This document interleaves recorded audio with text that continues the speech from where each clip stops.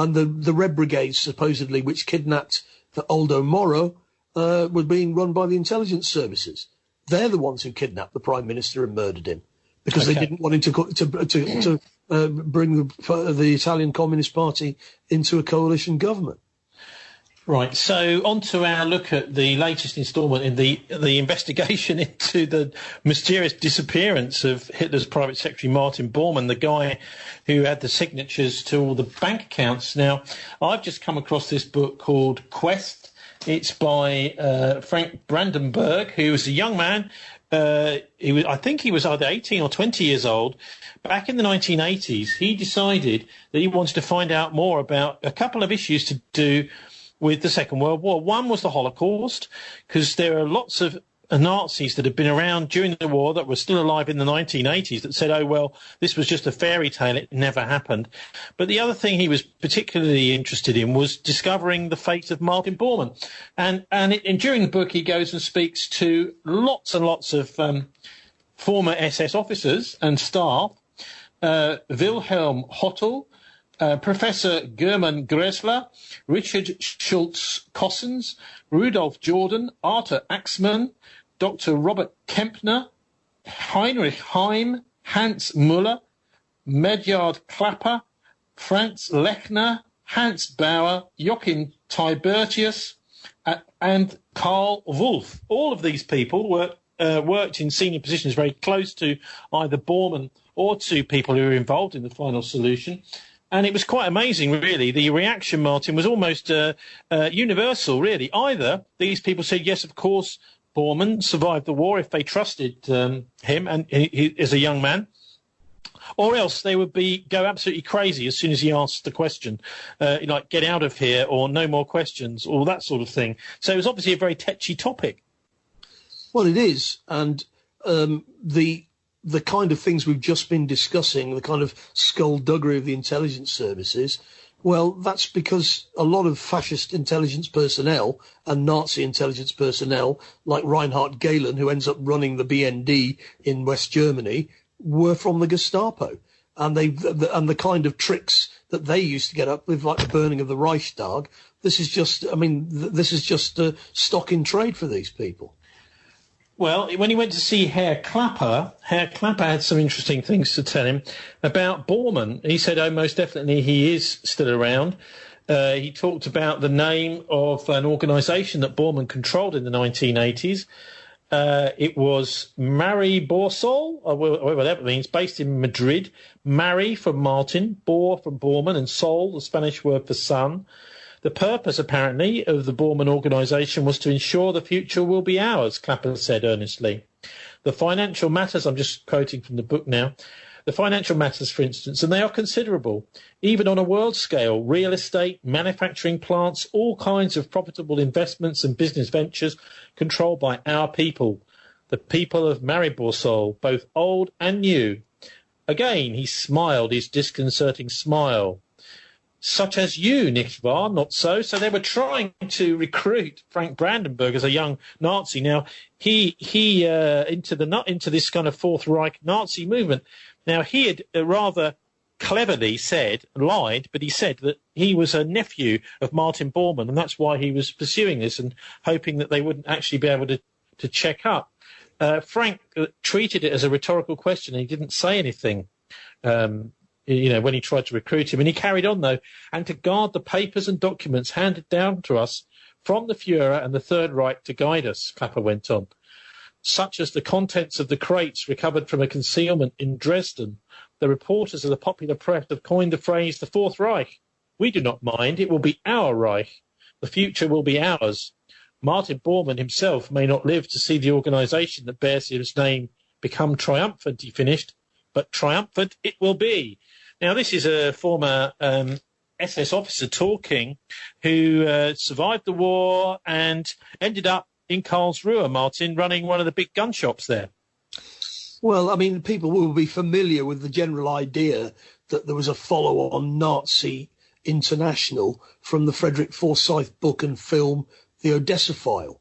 But that was treated as if it was fiction, whereas in actual fact, it's true. And of course, the big cheeses in US and British intelligence at the end of the war were perfectly happy to cooperate under the table with former Nazis of all stripes, because they'd got an overwhelming shared enemy in the Soviet Union, and also because they basically, the oligarchy in the West wants to retain power come what may. And in many respects, the Nazi movement was itself a kind of puppet movement in order to prevent the communist takeover in Germany, etc. And the devil of all these things is in the detail. But there's plenty of information out there for those who've got the will to go and look for it. Paul Manning's book on Bormann being an obvious place to start. Well, before we hear from, I suppose I should call him our star guest, Tom Lipscomb, tonight. I mean, he is an investigative journalist in the States of the very highest order for 30 or 40 years, and also ran the publishing arm of the New York Times. He was also very friendly with Ladislas Farago, who wrote really the first book on this topic, which was called Aftermath, Martin Bormann and the Fourth Reich, which Stuart Stephen, ex-Bristol journalist, collaborated on, who was by that time the foreign editor at the Daily Express. And they published this famous headline in 1972, Martin Bormann is alive. But before we hear from that, Martin, I think, just to sort of show how important this is today, I was looking at, because nowadays, apparently, if you compare the Israeli state or Zionists to the Nazis, you're supposed to be some sort of really evil person. Actually, Ken Livingstone was thrown out of the Labour Party for doing just that, wasn't he? They accused him of saying that Hitler was a Zionist. He never actually said that. He said that Hitler supported Zionism. Isn't that quite clear that he did? Well, I mean, I've got a book here, History Today articles, and one of them is about the trip that was made to Palestine, as it then was, by an SS colonel and a leading Zionist figure to scope out the possibility of German Jews all going to Palestine. And a medal was even struck with a Star of David on one side and a swastika on the other. So this is just historical fact. And of course, the Bormann organisation, when it continued after the war, were quite clear that they were quite keen to have lots of Jewish business people involved, A, to provide cover, and B, because at the end of the day, Bormann's just a gangster.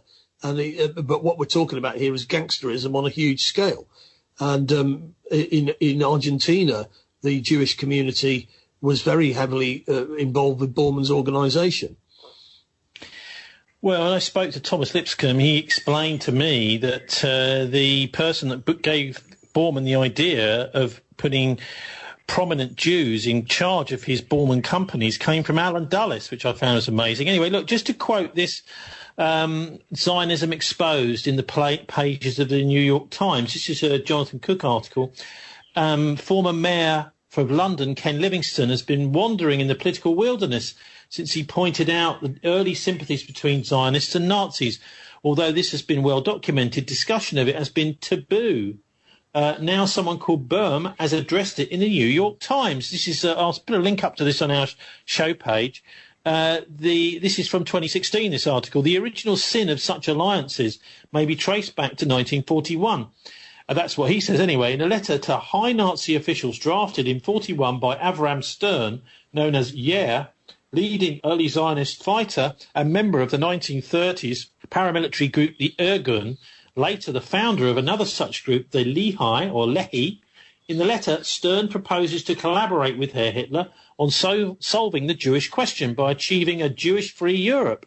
The solution can be achieved, Stern continues, only through the settlement of these masses, in the home of the Jewish people, Palestine. To that end, he suggests, collaborate with the Germans' war efforts and establish a Jewish state on a national and totalitarian basis, which will be bound by treaty with the German Reich. Now, these are interesting words, aren't they, Martin, for somebody like Stern from the Stern gang to be saying? It certainly looks as if there's a pretty high-level deal going on there between the Zionists and the Nazis. Yes, and of course, they were the ones who blew up the King David Hotel, which killed hundreds of civilian employees of the British occupation authorities. And of course, what they were offering was to stab Monty in the back as long as they got what they wanted, which was an independent Jewish state. And the fact is that these people, I mean, the Jabotinskyites on the right wing of Jewish politics, or Israeli politics rather, they modelled themselves on the on Mussolini's fascist movement, and the idea that there's that these opposites can't interact is simply wrong. So let's have a listen now to Thomas Lipscomb, who I spoke to earlier this week. This is the chap who's he was the editor, really, of the Ladislas Farago book, which was called Aftermath, Martin Bormann in the Fourth Reich, published in the 1970s, the first book, really, to take seriously the fact that Martin Bormann was very active down in South America. And I think once we've heard this, finally, we'll just round up with a look at, why do I keep using the name Winston Churchill and King George VI in connection with the survival and protection of Bormann after the war? My name is Thomas Lipscomb. I'm a publisher, editor, and writer based in New York. I've run a couple of different publishing companies. I was the editor for people like Agatha Christie, H.R. Haldeman, and William Safire, and any number of top best-selling authors. And I ran the New York Times book company called Times Books. So I've worked a lot with top-selling popular fiction and nonfiction. I've also done my own reporting, investigative reporting for New York Times, Washington Post, Wall Street Journal, Chicago Sun-Times, New York Sun, etc.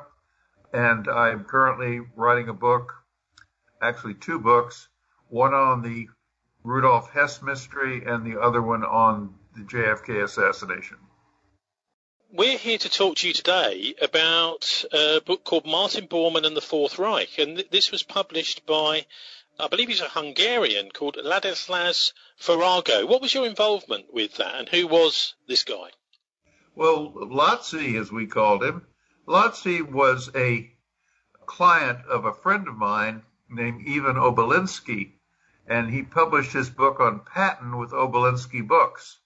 So Obolinski sent him to see me because he had a new book in mind, and it was an incredibly interesting book. It was on J. Edgar Hoover, who just died.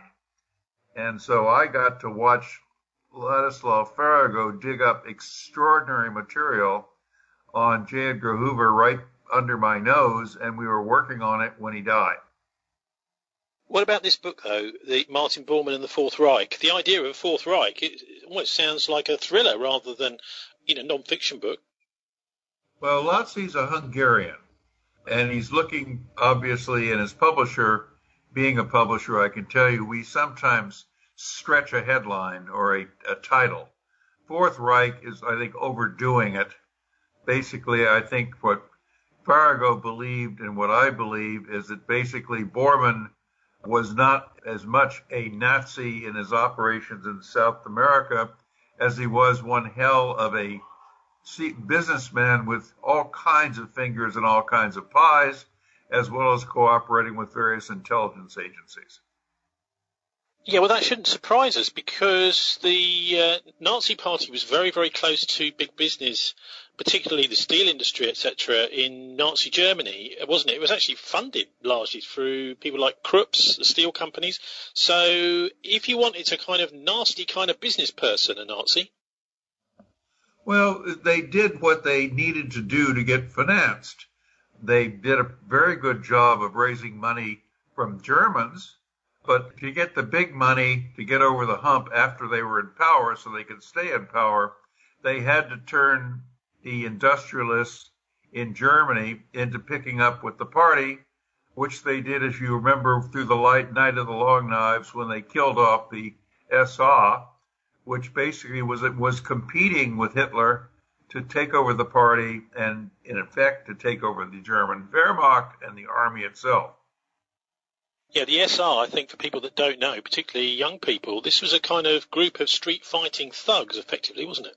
Well, more than that, they were basically originally organized to take on the communist street-fighting thugs who outnumbered them hugely.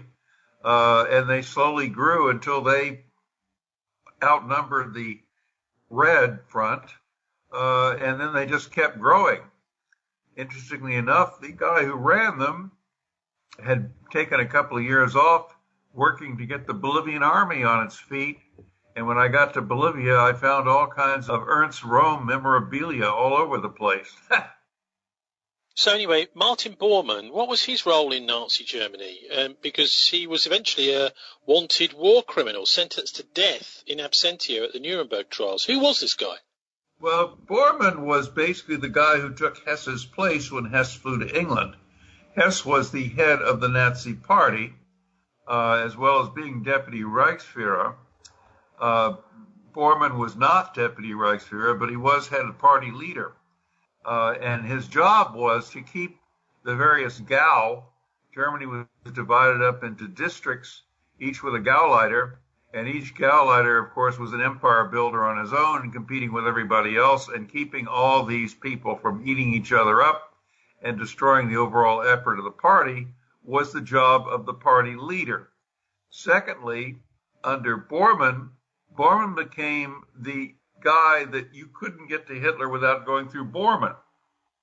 Hess wasn't interested in that role, but Bormann slowly but surely increased his power until he was controlling access to Hitler himself, and at a time in which Hitler was getting more and more unstable, Bormann's grasp was very important.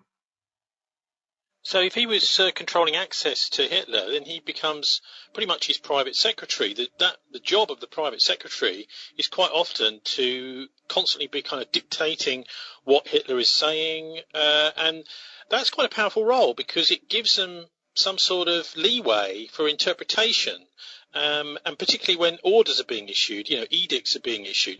Private secretary is a very British casting. In the States, we'd call him a chief of staff. And basically, he's the slot man. Everything comes over his desk. If you want the boss to sign it, you give it to Bormann. If you want the boss to take a look at it and approve it, you try and convince Bormann first. Which in England, the private secretary is quite often in that role, and in corporations as well as government positions. So, what about surviving the war? Did he survive the war, as Ladislas Farago said, do you think? And if so, I think so. As I found, and to my surprise, an amazing investigation by a young German man, I think he was in his teens, got to Karl Wolff, who'd been the head of the SS in charge of Italy. He's a man actually who surrendered the Italian German troops at the end of World War II before Nazi Germany surrendered. Quite a brilliant man. And Wolff tried to hook this kid up, this is 20, 30 years ago, with Bormann, who was alive and in South America. And Karl Wolff was no idiot. He was one very canny guy. So if Karl Wolff says he's alive and well and operating in South America, I believe Karl Wolff. Did you actually have any evidence? Because there's lots of people say that Bormann died literally the last few days of World War II in Berlin. Well, we have to understand what that's all about. I think we've all gotten a little more cynical about our MI5, MI6, the FBI, the CIA. I think we all now understand when it's convenient for reasons of state, they will lie and lie and lie. Bormann's existence was inconvenient for the Federal Republic of Germany. It was certainly inconvenient for them at a time in which they were trying to reunify Germany, and there were many interim steps they had to take. And one of the steps they had to take was basically to make sure that important Nazis, that groups like the Republikaner Party or some of the neo-Nazi organizations couldn't coalesce around. For example, Hess, who was in Spandau prison, kept his distance from the neo-Nazis. But they were very worried that a Hess or a Bormann or anybody else who was alive, who was one of the major Nazis, might create a focus point that could create a competing power to the Free Democrats, the Social Democrats and the Christian Democrats in the Federal Republic. So in my opinion, all the Germans did was to crank up a solution to a problem they hadn't solved. Where is his body? Okay, in 1972. It didn't persuade many people, except people who believe what a government intelligence agency tells you when the intelligence agency obviously has an agenda. Well, look, I mean, maybe the Germans weren't interested in finding Bormann, but surely the British, the Americans, particularly the Israelis, would be interested.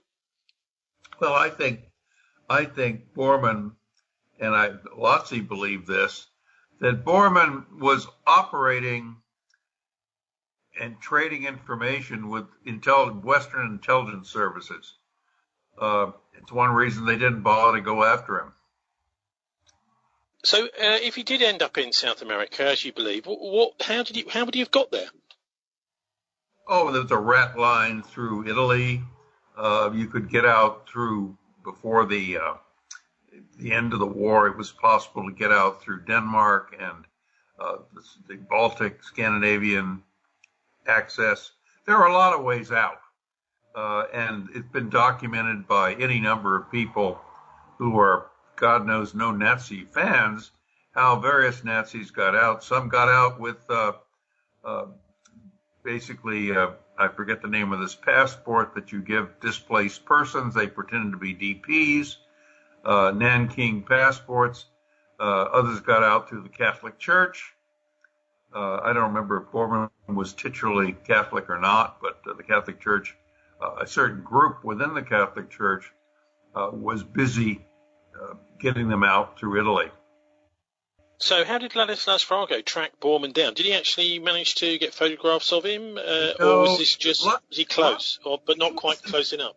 No, Ladsi wasn't into photographs. Ladsi was into contacts and working his way through well-connected people.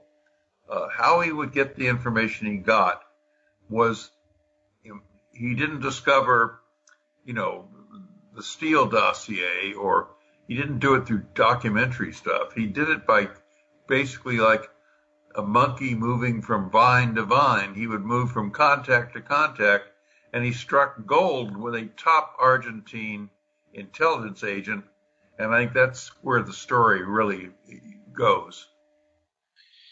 But you've got to have a photograph, surely, in order to prove the guy's them. He's got to come out of a safe house or whatever it is from time to time. And that's surely the key bit of evidence that everyone wants, particularly a newspaper man. Photographs are faked so often. I mean, they faked Oswald's photograph with the rifle for the Warren Commission. They can fake photographs all day long. I think the authenticity of having top intelligence people take you through files and contacts and hard information is a lot better than relying on any photograph. So did he manage to track him down to a specific place, or did he have a whole series of places in South America? And which countries? Well, he worked at it for quite a while. I didn't really think he'd ever get anywhere. But you've got to remember how really fine a journalist he was. He was two things, and it gets a little confusing sometimes. He was a Hungarian and hence one of the world's best promoters. But he was also a very fine journalist. People forget that before the Nazis came to power in the 1920s, Farago was the New York Times correspondent in Berlin right up to the Nuremberg laws in 1936. So he was there for the whole rise of the Nazi Party for the New York Times. There are not a lot of correspondents that spend almost 10 years. So he was highly valued. Then he went on for the AP, and he covered the Ethiopian War and brought out a lot of the horror stories that we now think of as just part of the history. But Ladsi got the information on the poison gas and a lot of the other things that are outrageous about the Ethiopian War. He then, in World War II, he came to the States. He became an American citizen. He worked for naval intelligence. We're talking about somebody with extraordinary abilities. He knew intelligence from the inside, as well as how to get information, how to use contacts as a first-rate journalist, and to do so in totalitarian regimes in places where it wasn't easy. So he had, if anybody had the skill set to do what he did, it was Farago. So whereabouts in South America was Bormann? Was he in one particular spot, or was he on a border? I mean, that's one obvious thing. Is you to run, you can run either way, can't you? Well, it's an interesting story. I was sent to La Paz, Bolivia in 1968 to try and get the Che Guevara diaries. Che had just been killed. And every top news organization in the world, from Perry Match to the London Times, were all in La Paz trying to get these documents. And I was staying with the CIA station chief who ran a hotel called the Creon Hotel in La Paz, because I figured I'd stay alive a little longer if I stayed in his hotel. This was a nasty business. And there were still guerrillas around who didn't really want Westerners getting their hands on Che's material. One of the things this guy did, his name was Jim Kagels, wonderful guy. He took me to the German club in La Paz, and he proceeded to point out all the Nazis who were there. It was a great club. The food was terrific, and the Germans, who had been a presence in Bolivia for a long time, had Bolivian beer was absolutely superb. They had great beer. And so I got a sense for the milieu. And, you know, one thinks of Paraguay and Argentina as Nazi places to reside. I never thought of Bolivia, but when he showed me the number of people in the room, well, Ladsi finally ran down Bormann, who was very, very sick, and I think senile, I can't recall, in some nunnery stuck out in the wilds of Bolivia. So there he was. He finally ran him down. He couldn't talk to him. He couldn't get anything out of him, but he got him and proved he was, in my opinion, he proved that Bormann had lived and, in fact, got to South America. Okay, so what was Bormann up to over there? Or what had he been up to? Well, he seems to have played a very strong hand, from what I've learned from my contacts, and not so much from Ladsi. He was basically he was working like an investment banker. He was directing other people's funds, who were German funds that were already overseas. And there are all kinds of arguments about how much the Nazis got out of Germany before they went and where the money went.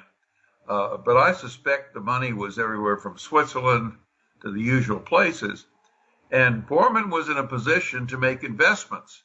So he proceeded to put Germans together and, in effect, create interlocking directorships and corporate interests that created quite a powerful business empire. And he was having a ball, making a lot of money, staying out of sight, and doing this. So that's not exactly a Fourth Reich.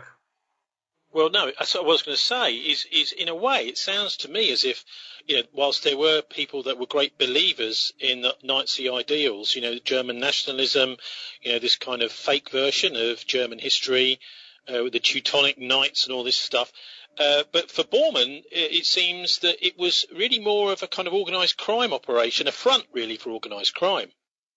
I think that's a fair comment. So, was he able to travel, Bormann, before this period, you know, in the 20 years after World War II, to Europe and North America? I don't know whether he came to North America or not. My guess, I mean, look, they all traveled. Mengele traveled back and forth to Germany. His family was very wealthy. They were the International Harvester, or great agricultural implements organization. What do you have in England that does that, makes tractors and things? So they were very, very wealthy. And Mengele would go back and forth all kinds of times. Bormann wouldn't probably be going to Germany, but he might go to Switzerland. He might go to other banking centers, might have gone to London. But I don't think that, I think he traveled intelligently. And my guess is he was very skillful at working bureaucracies, and he would get a high sign from somebody saying, come right ahead, we won't bother you, and he'd do it. Oh, well, Stuart Stephen was the son of Jewish emigre parents. So they came over right at the very start of World War II to Bristol in the UK. And he worked for a while on our big regional paper, the Western Daily Press. Then he went up to the Daily Express and eventually became foreign editor there. Now, he picked up on Ladislas Farago's story and ran it as a front-page lead, didn't he, back in 1972. So Bormann's discovery in 72, why was this story so quickly withdrawn? Because as I understand it, the Stuart Stephen was ticked off over publishing this. Well, you could turn the question around. You could say, why did the German intelligence services suddenly find Bormann's body in 1972? So was that quite quickly after the Daily Express headline? You bet. They put that fire out as fast as they could. I mean, were we talking about within days or weeks or what? I don't remember what the timing is. As they say, you could look it up. But the point being that Farago's investigations were being watched by every intelligence agency in the world. You used to joke about it. He'd say that, I wonder how many people are listening to my phone tonight. And so basically everybody knew what he was doing. And so heading him off at the pass, nobody wanted to do that more than the Germans. And by golly, if they didn't go and find the body right there by the old bridge, right where the witness Axmann said he'd seen it. Do we know where and when Bormann died? I don't. And I assumed at the nunnery up there in the mountains in Bolivia. He was pretty far gone.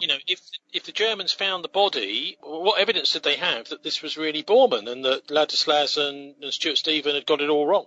Well, they had, as you may remember, they had DNA that they compared with a relative from the body they found. And they also had dental evidence. Intelligence services always have dental evidence. It's the damnedest thing. It's the one thing. They always can find the dental records. Isn't that something? So they found Bormann's dental records. The story I heard in Argentina was that they went to Bormann's tomb and they cut his head off and took it to Germany and left the rest of the body in the tomb. So the head provides the dental evidence and it provides the DNA. Very convenient. Doesn't take a big package. Well, I understand that it had this skull had red clay on it, which you don't find in Berlin. You only find it in Paraguay or wherever this skull came from. Fascinating, this forensic evidence, which it doesn't actually add up. It does make you wonder whether it's a cover-up of some sort. But this guy Bormann, do we know how much wealth he controlled? At the end of the war, he was the holder of the bank accounts, mostly in Switzerland, of much of the wealth that had been looted from the whole of Europe during World War II. Well, we can sit and imagine, but I don't think anybody's got a fix on it because the Swiss aren't going to tell anybody, right? So since the Swiss aren't going to tell, people can sit around and count fingers and toes all they want to. We haven't the least idea. And the real question is, there seems to have been a lot of traffic back and forth to South America with submarines. How much gold did they take over on those trips? They weren't all with people on board because you couldn't possibly leave Nazi Germany until you got the high sign or somebody would put a bullet through your head. So they were transporting something back and forth to Argentina. But I don't think there's any way of knowing. We know you could look at what was missing because the Nazis did the same thing the Americans did in World War II.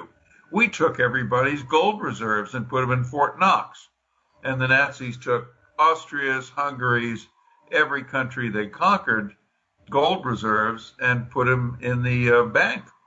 So you can figure out, and this is really would be an interesting book, somebody figuring out what happened to the money, add it all up, see how much was recovered, a lot was, and how much is missing. Now, the Mossad, the Israeli Secret Service, went for Eichmann, didn't they, in the 1960s? Yeah. And yet, by looking at Bormann and his role in the edicts that he issued to do with the final solution, he was also the sort of person you would imagine that the Mossad would be on the top of their list. Well, Eichmann was a paper shuffler. I mean, if he wasn't directly involved in the final solution, because Hitler wasn't directly involved in the final solution. It was basically an SS operation, and he was a paper shuffler in the Reichskanzlei. And since Hitler wasn't really getting his hands dirty with it, you can certainly say that Bormann was a war criminal because he was part of a criminal operation, and the Holocaust was an aspect of the criminal operation. But operationally, Mengele was up to his neck in stuff with the Holocaust, and Bormann wasn't. So if I were an Israeli Mossad agent, I had two reasons to go after Eichmann. One is he totally became so arrogant, he used his own name, and everybody knew who he was, and basically he was easy to snatch, and finally he put the fear of the Lord into everybody else, so he was a terrific catch for them. Bormann wasn't going to be that easy. It almost sounds like you're saying that Eichmann was a bit of a scapegoat, actually. Well, I think one wants to make a point. If I were an Israeli, I would want to find the nastiest butcher I could find and make a public example of him to the Palestinians, the Egyptians, the Syrians, the Iranians, etc., that this is what we do if you screw around with us, and good for them. Yeah, but Thomas, is there really any point in pursuing this story today? And if so, why? I think there's a point in pursuing any number of stories whereby we find the intelligence agencies and corporations of the world uniting with bad guys while pretending to be virtuous. I don't mind their saying we're all whores and this guy is convenient to us and that's why we didn't pull him in, whatever they want to do. But the fact that they deny it and they have these huge networks all working together is, I think, obscene. What about the organised crime aspect, though? I mean, surely if this guy's been able to operate, an ex-Nazi, condemned to death, able to operate in organised crime, it does make you wonder the extent of organised crime today and, you know, how on earth we can deal with ordinary organised criminals when somebody so important as this that you would have hoped they would have been pursued just simply wasn't. Well, he's not an organised criminal. He's a civil criminal, one, and two, he's operating as a corporate white-collar criminal, not running around shooting people up with Uzis. And so he's not the kind of person who draws a lot of attention to his operations. I wonder just that finally if there's anything you'd like to add.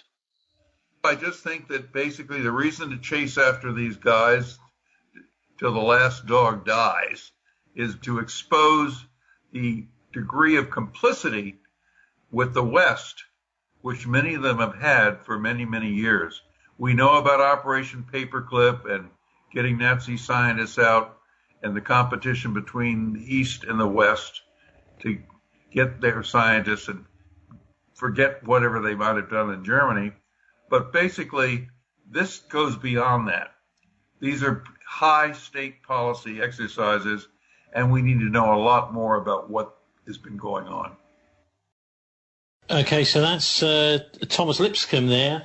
A couple of things probably to say about that, Martin. He talks a lot about Bolivia there. And isn't it interesting how the Bolivian president, even though he won the election, Evo Morales, has been chased out of the country? That's still apparently, you haven't got a democratic president. He's democratically elected, but there's demonstrations in the streets, and the democratically elected president is chased out of the country. The latest story I've seen about that whole episode is March this year, where the United States University Department, which has been looking into Morales is being chased out of Bolivia, is saying that there was no evidence of fraud in the Morales poll. So everything's still hot in Bolivia. Well, and there's a big, strong Croatian connection as well. The Ustasha, who are the fascists in Croatia, a lot of them ended up in Bolivia.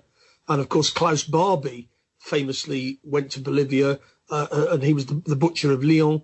And he basically trained the Bolivian army after Ernst Röhm, because Ernst Röhm went there in the 30s. We're talking about the 1960s. And basically, Bolivia has got a very strong Nazi fascist history. And of course, it's all embedded with the CIA to prevent the Bolivians having a country that they can call their own. Interesting as well that he was apparently hiding in a monastery, or apparently a convent or a nunnery, because Martin Bormann's son is Martin Bormann Jr. is his name. He's been facing, in the last few years, accusations of sexual assault because he became a priest. So one does wonder if some of the most evil people in the world choose these roles of priests as a kind of cover for their activities. Well, as I say, I mentioned the Ustasha earlier. They were Catholics, and a lot of them were protected by the Catholic Church at the end of the war, and they're given Vatican passports to get them to Latin America, which is largely Catholic. So the current regime in Bolivia has got lots of links with those kind of people. Well, I await with some enthusiasm, actually, Tom Lipscomb's books coming out on the flight of Rudolf Hess, and also of the JFK assassination, Martin, because I understand he believes that the Chicago Mafia hitman James Files was the one who actually killed John F. Kennedy, which is exactly the sort of thing that we've been. So it's nice to know that we've got a kind of equivalent, even though he's a much more, sort of highbrow guy working in the past for a big newspaper, Tom Lipscomb. So, time to sign off now. Thanks to our guest in the first hour, Irish Republican Labour activist, who you just heard there as well, Martin Summers. Download our MP3s and you can listen in the car or anywhere you like.